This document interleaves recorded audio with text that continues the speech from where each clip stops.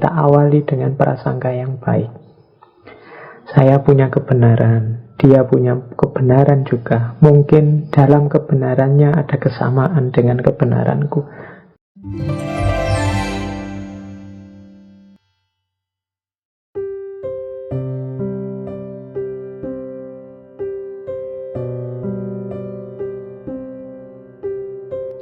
Ada 4 tipe pelaku dialog. Ya harusnya kita ada di satu tipe yang positif, karena 3 tipe yang lain itu konotasinya negatif. Jadi ada true atau noble lover, ada seducer, ada abuser, ada harasser. Tipe pelaku dialog yang pertama ini yang ideal, yang positif, yaitu pecinta kebenaran, pecinta keutamaan. Jadi orang ini berdiskusi memang ingin menemukan kebenaran, ingin mendapatkan keutamaan-keutamaan yang bisa diterapkan dalam hidup. Ini orang-orang yang serius, yang punya ciri-ciri tadi di atas, yang motifnya adalah memang menemukan kebenaran, mencintai keutamaan. Ya kalau bisa teman-teman ada di yang nomor 1 ini. Ada yang nomor 2, seducer. Seducer ini mungkin kalau di bahasa Indonesia kan artinya penggoda, pemain. Jadi orang ini diskusi itu hanya untuk senang-senang, main-main. Dia suka berakrobat logika, bermain kata-kata. Mungkin tujuannya dipuji orang, tujuannya orang kagum akan kepandaiannya dan lain sebagainya. Membuat kita tertarik, membuat kita geleng-geleng kepala. Itu tipe penggoda. Kalau orang ini, ya dia tidak peduli apakah kebenaran ditemukan atau tidak, keutamaan tersampaikan atau tidak. Yang penting dia puas, dia bisa menunjukkan ke orang lain betapa hebatnya dia, betapa pinternya dia, betapa luar biasanya dia. Ini tipe penggoda. Kadang-kadang dia mengajukan gagasan-gagasan kebenaran yang luar biasa, yang orang takjub semua, tapi dia tidak berpikir efeknya dari gagasan itu baik jangka panjang maupun jangka pendek di tengah masyarakat. Yang penting gagasan itu masuk akal dan menakjubkan bagi banyak orang. Nah ini tipe seducer. Ya berhadapan dengan orang-orang seperti ini teman-teman ya harus hati-hati, dievaluasi ulang lagi. Bukan berarti gagasannya salah atau logikanya keliru, tapi kita harus bijaksana mengambil yang cocok, yang sesuai, yang relevan untuk hidup kita. Ya memang pemikiran yang logis, pemikiran yang canggih itu mengagumkan. Cuma betapapun gagasan atau pemikiran itu kan pada akhirnya bagaimana dia diterapkan dan bagaimana dia membawa manfaat dan maslahat dalam kehidupan bersama di tengah masyarakat. Ini parameter utamanya nanti ke sana. Itu tipe kedua. Kita hati-hati terhadap para penggoda. Yang ketiga, abuser. Ya, abuser ini orang yang ingin meraih kekuasaan, orang yang ingin memperoleh dominasi melalui dialog. Jadi abuser itu orang yang menggunakan powernya, kekuatannya, kekuasaannya untuk menang dalam dialog. Jadi misalnya saya diskusi dengan kalian, itu kalau saya tipenya abuser, saya tinggal bilang ini pendapat saya, jadi kalau kalian ingin selamat, nilaimu bagus, ya kalian harus ikut pendapat saya. Ini abuser. Jadi memanfaatkan power, kekuasaan dalam rangka mendominasi, memenangkan kebenaran dalam dialog. Ini tipe ketiga. Ada orang-orang yang tipenya seperti ini. Menghadapi orang yang seperti ini teman-teman harus taktis juga, harus cerdas juga. Kalau memang ada indikasi orang ini sebenarnya tidak mencari kebenaran, tapi memanfaatkan kekuasaan untuk kemenangan, kesuksesan dirinya sendiri. Nah, ini berarti kebenaran yang dia sampaikan harus dievaluasi ulang. Apakah memang benar, ataukah di situ ada cacat-cacat logis, cacat-cacat rasional, atau tidak nyambung dengan kemanfaatan, kemaslahatan hidup bersama. Ini tipe ketiga. Ada lagi tipe keempat, haraser. Haraser itu orang yang berdialog tujuannya untuk menyakiti, menunjukkan jeleknya orang lain, biar orang lain kapok yang berbeda dengan kita itu, biar orang lain sadar betapa jeleknya dia, betapa tidak kompetennya dia. Itu namanya haraser. Biasanya argumen-argumen orang di tipe haraser ini menyakitkan bagi yang berbeda pandangan. Baik karena logikanya yang menyerang, atau mungkin kata-katanya yang penuh caci maki dan kekerasan. Itu haraser. Jadi forum dialog berubah jadi forum debat, bahkan lebih parah lagi jadi forum penjatuhan gagasan yang lain. Ini tipe haraser. Padahal umat Islam itu kan, kalau menurut sabdanya Rasulullah, man salimal muslimuna min lisanihi wa yadihi. Jadi Muslim yang baik, Muslim yang sejati itu ketika umat Islam yang lain selamat. Selamat itu berarti tidak tercederai, tidak tersakiti, baik oleh kata-katanya maupun oleh perbuatannya. Nah, kalau kita jadi tipe haraser tadi, berarti kita nabrak hadis ini. Kita puas luar biasa kalau orang lain kalah oleh kita. Ini kalau versinya Imam Ghazali, tipe binatang. Tipe binatang itu kebahagiaannya ada pada saat menang, musuhnya kalah. Nanti ada orang tipe binatang ternak. Binatang ternak itu kebahagiaannya kalau makan, minum, seksnya beres. Tipe binatang yang saya sebut tadi itu tipe binatang buas. Binatang buas itu suksesnya kalau senengnya kalau musuhnya kalah, kalau musuhnya jatuh. Itu. Nanti ada lagi tipe setan. Kalau tipe setan itu puas kalau tipu dayanya sukses. Ada tipe malaikat. Tipe malaikat itu tipe yang kebahagiaannya terletak pada kalau mampu mematuhi, menjalankan tugas-tugas kehambaan secara paripurna. Ini tipe malaikat. Nanti ada tipe ilahiyah. Tipe ilahiyah itu Rahman, Rahim, cinta, mahabbah, rahmatan lil alamin.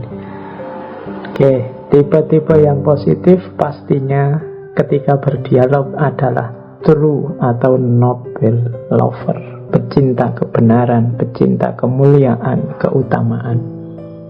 Tapi tipe-tipe yang negatif, mungkin dia hanya ingin bermain-main dengan kebenaran, hanya ingin menjadikan kebenaran jembatan untuk popularitasnya, untuk kekaguman orang lain. Atau tipe abuser, orang-orang yang memanfaatkan forum dialog, forum diskusi dan kebenaran sebagai jalan menegaskan kekuasaan dan kekuatannya.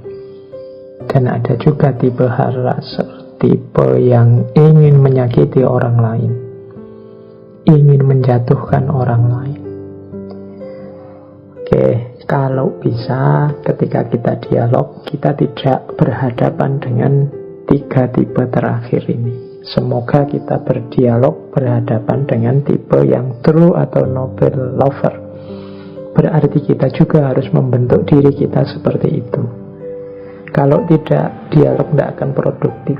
Bahkan lebih baik tidak usah dialog, karena hanya akan menghabiskan waktu, hanya akan menghabiskan tenaga tanpa manfaat dan maslahat yang jelas.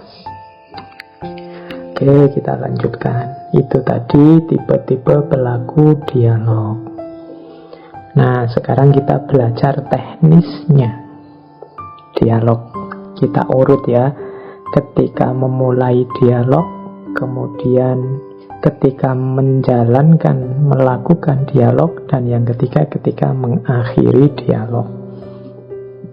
Ini teknis-teknis yang harus kita lakukan. Pertama, ketika memulai dialog. Yang pertama apa? Mulailah dengan prasangka yang baik. Jadi, ayo memulai dialog dengan husnudzon, tidak dengan suudzon. Suudzon itu belum dialog sudah menganggap lawannya pasti salah, sudah menganggap yang sana pasti jelek, yang sana pasti juga punya motif jelek pada kita. Ini husnudzon. Suudzon. Jangan dihidupkan. Kita awali dengan prasangka yang baik. Saya punya kebenaran, dia punya kebenaran juga. Mungkin dalam kebenarannya ada kesamaan dengan kebenaranku, dalam kebenaranku juga ada miripnya dengan kebenarannya. Semoga kita bisa bekerja sama dalam kebaikan sesuai kebenaran kita masing-masing. Ini prasangka baik. Semoga kita bisa menemukan titik bersama untuk menata kehidupan ini menjadi lebih baik. Kalau bahasanya Al-Quran, ta'alau ila kalimatin sawa. Marilah, ajaklah mereka pada kalimat yang sama. Nah, jadi awalnya husnudzon. Karena kalau awalnya suudzon, ya jatuhnya nanti debat yang tidak produktif. Yang pertama itu. Yang kedua, memahami apa yang ingin dihasilkan, ditemukan, diluruskan, atau yang ingin disepakati. Ini sering terjadi. Diskusi, seminar, dialog, itu tidak jelas. Hasilnya ingin apa? Cuma membahas saja. Kalau jelas hasilnya apa, ingin menemukan apa, meluruskan apa, atau menyepakati apa, nanti dialog akan lebih terarah, terfokus. Jadi orang yang mau bicara sebelumnya diberitahu dulu bahwa ini arahnya adalah untuk menemukan misalnya akar masalah dari situasi hari ini. Nah gitu, jelas arahnya. Jadi nanti para pembicara dalam dialog ngerti kewajiban dia yang harus disampaikan apa. Jangan sampai sudah duduk bersama terus tidak jelas ini ingin menemukan apa. Akhirnya masing-masing ngomong sesuai perspektifnya secara ngalor ngidul. Dan terakhir terus moderatornya bilang gini, saya tidak bisa menyimpulkan forum hari ini, jadi silahkan disimpulkan sendiri. Saya sering begitu. Ya sudah, silahkan para peserta mengambil manfaat, menyimpulkan sendiri.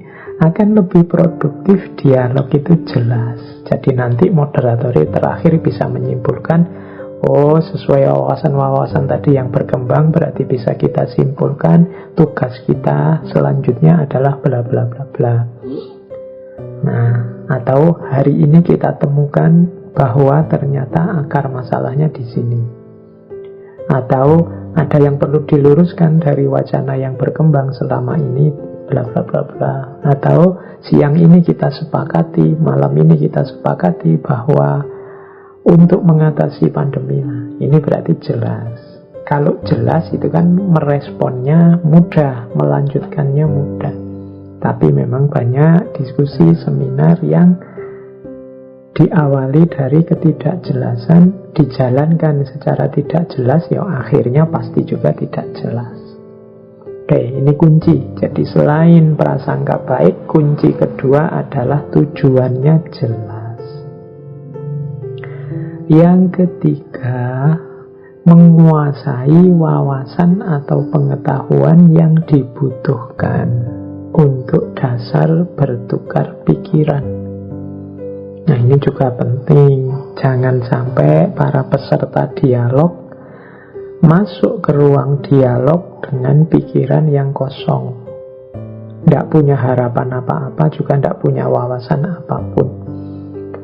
Akhirnya nanti begitu masuk ruangan, diberitahu apa saja oh saja wong sejak awal tidak punya wawasan, tidak punya pengetahuan tentang tema itu.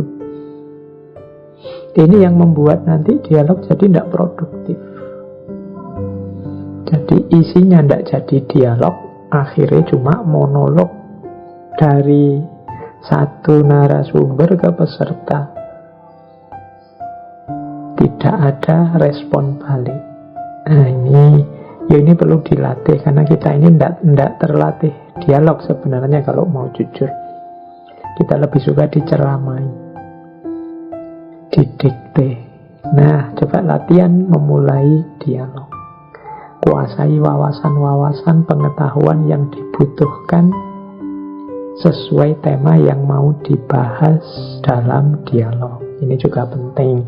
Kalau para pesertanya kosong semua, apalagi narasumbernya kosong, mungkin narasumbernya sangat laris, diundang di mana-mana tiap hari, apalagi sekarang jarak jauh juga bisa, tiap hari diskusi dengan Zoom, tidak mateng pasti materi yang dibawa. Nah, ini harus mulai latihan membuat forum dialog yang produktif, biar tidak cuma berhenti begitu dialognya selesai, Zoom-nya selesai, urusan selesai. Tidak ada manfaat, maslahat sedikit pun. Antara sebelum kegiatan dengan setelah kegiatan sama saja. Ini eman-eman. Saya sering menghitung-hitung itu di Indonesia ini, kegiatan akademik, kegiatan ilmiah, forum-forum diskusi, seminar, forum-forum kajian itu jumlahnya mungkin tiap hari bisa ratusan. Itu kalau setiap forum menyumbangkan satu kemaslahatan hidup, satu kemanfaatan dalam hidup, itu tiap hari berarti ratusan masalah di Indonesia selesai. Idealnya begitu. Tapi karena semuanya berjalan secara tidak terkontrol, banyak forum yang akhirnya tidak produktif. Eman-eman biaya, eman-eman tenaga, eman-eman waktu yang sudah keluar. Nah, yang ketiga ini, jadi ayo dibiasakan setiap kali ada forum, ada diskusi, kita sudah punya serba sedikit wawasan atau pengetahuan yang dibutuhkan, sehingga nanti bisa menyumbangkan, bisa berkontribusi positif dalam forum diskusi yang imbasnya adalah kontribusi untuk kemanfaatan dan kemaslahatan sosial. Yang ketiga, kalau ini semangatnya, spiritnya, masuklah ruang diskusi dengan spirit menemukan yang lebih benar, menemukan yang lebih baik dari kebenaran dan kebaikan yang selama ini kita yakini. Karena kita sadar bahwa kita ini terbatas. Yang kita anggap benar dan baik sekarang itu mungkin nanti kalau kita sudah masuk ruang diskusi akan ketemu ternyata ada yang lebih benar, ada yang lebih baik.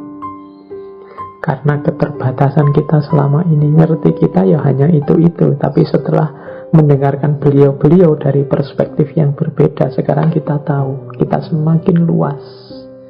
Nah, ini semangat dialognya seperti itu. Jadi menemukan yang lebih baik dan yang lebih benar.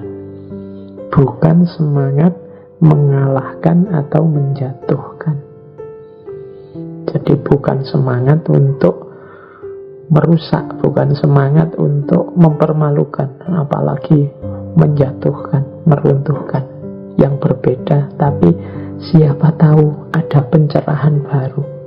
Oh, setelah saya mendengarkan beliau ngomong, sekarang saya sadar kebenaran yang saya yakini selama ini maksudnya ini. Mungkin tidak persis dari omongan beliau, tapi omongan beliau itu memancing kesadaran saya, mencerahkan saya tentang kebenaran yang selama ini saya yakini. Nah, itu gunanya mendengarkan yang berbeda antara lain. Maka jangan segan, jangan males untuk berbagi pandangan, membuka telinga lebar-lebar terhadap gagasan-gagasan yang lain yang baru. Karena kadang-kadang datangnya pencerahan itu, datangnya inspirasi kebenaran yang baru itu tidak selalu dari yang kita bayangkan. Kadang kita membaca kitab-kitab tafsir, menelaah kitab-kitab tafsir Al-Quran dengan sangat serius, tidak tersentuh hati kita. Saya tidak tahu, mungkin karena hati kita gelap atau karena sudah terlalu biasa. Tapi mendengarkan motivator bicara atau mendengarkan orang yang berbeda dengan kita ngomong, padahal tidak dalam kerangka keyakinan kita atau agama kita, ada terpancing kesadaran baru, terinspirasi pemahaman baru terhadap kebenaran yang kita yakini selama ini. Nah, itu diantara kuasanya Allah seperti itu. Makanya ada beberapa tokoh filosof Muslim kontemporer, misalnya Syed Hussein Nasr, punya teori namanya teori passing over. Passing over itu beliau menyarankan para intelektual, para cendekiawan Muslim untuk tidak segan-segan belajar juga tentang agama-agama yang berbeda. Itu namanya passing over. Bukan untuk pindah agama, tapi belajar agama yang berbeda. Untuk selanjutnya nanti kembali lagi ke agama kita dengan spirit yang lebih baru, semangat yang lebih baru, inspirasi-inspirasi baru. Ini namanya passing over. Jadi bukan pindah-pindah agama, tapi menjelajahi kemuliaan ajaran-ajaran agama yang lain untuk selanjutnya semakin kita tercerahkan tentang kebenaran agama kita. Ini makanya ngaji filsafat ini sering kita masukkan tema-tema yang beragam, yang tidak cuma tema-tema tasawuf, tema-tema keagamaan atau yang filsafat Islam saja. Ini harapannya siapa tahu dari berbagai wawasan yang sangat beragam itu ada satu dua yang membantu mencerahkan kita, membuat lebih paham kita tentang keyakinan-keyakinan kebenaran kita selama ini. Jadi itu manfaatnya, antara lain gunanya kita membuka mata lebar-lebar, membuka telinga lebar-lebar, mendengarkan, membaca yang berbeda. Oke, itu yang keempat. Jadi semangatnya ditata lagi, bukan semangat perang, tapi semangat belajar. Bukan semangat mengalahkan, tapi semangat memahami. Yang keempat, yang kelima, ya tentunya siapkan mental, siapkan emosi. Jadi jangan, kalau memang merasa tidak mood, wah saya ini sedang panas ini Pak, sedang marah-marahnya ini Pak, ini kalau dialog bisa keluar, ini bisa tidak karu-karuan, ya sudah dipending dulu. Meskipun sudah janjian sama TV atau janjian sama wartawan untuk dialog, untuk tema-tema, tapi kalau memang merasa saya sedang tidak stabil ini, saya sedang emosi. Ketika sedang emosi ngomongnya mesti tidak rasional, ngomongnya mesti tidak kontrol. Daripada masalah, ya sudahlah, dipending dulu. Nanti kalau sudah tenang baru diskusi. Nah, kadang-kadang kan situasi peradaban dengan logika viral hari ini itu kan biasanya kita ini dimintai komentar untuk hal-hal yang sedang ramai. Sementara kalau hal yang sedang ramai itu berkaitan dengan keyakinan kebenaran kita, itu biasanya cenderung emosional. Emosinya dulu ke depan. Sehingga banyak kemudian komentar-komentar yang justru memanaskan situasi, memanaskan suasana. Ya kalau memang mental kita terasa sedang tidak stabil, sangat marah, sangat tersinggung, sangat tidak terima, sangat, yang semacam itulah, termasuk sangat gembira karena tujuannya tercapai, terus jingkrak-jingkrak, ekstase, itu juga jenis emosi yang tidak stabil. Suspend dulu, tunda dulu, jangan ngomong dulu. Kalau ngomong biasanya terus tidak karu-karuan. Ketika kita sedang marah, tersinggung, Ketika kita sedang tidak terima, yo nanti keluarnya juga pastinya kasar, keras, menyerang, agresif, dan lain sebagainya. Yang sedang emosinya seneng juga begitu.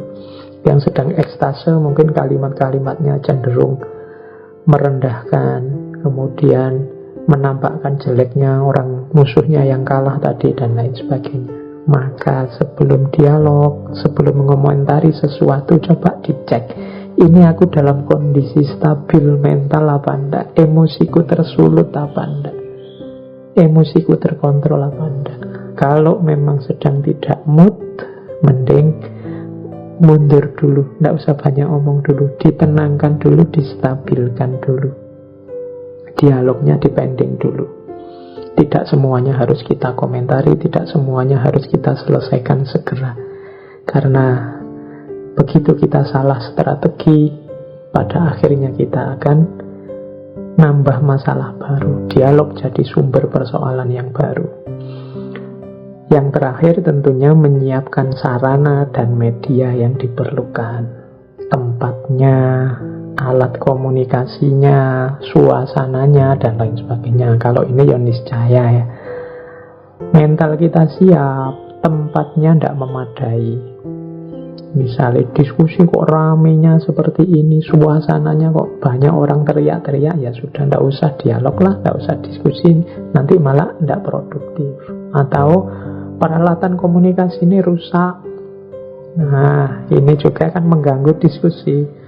Forumnya besar sekali tapi mikrofonnya mati, yang belakang tidak dengar, itu kan ya masalah. Atau seperti hari ini diskusi-diskusi via Zoom, jaringannya tidak stabil, ngomong satu kalimat jaringan putus, ngomong satu kalimat lagi jaringan putus, itu pesertanya jengkel sudah, emosi dan mentalnya mesti drop. Ya panitia harus mempertimbangkan ini diundur apa gimana enaknya ya.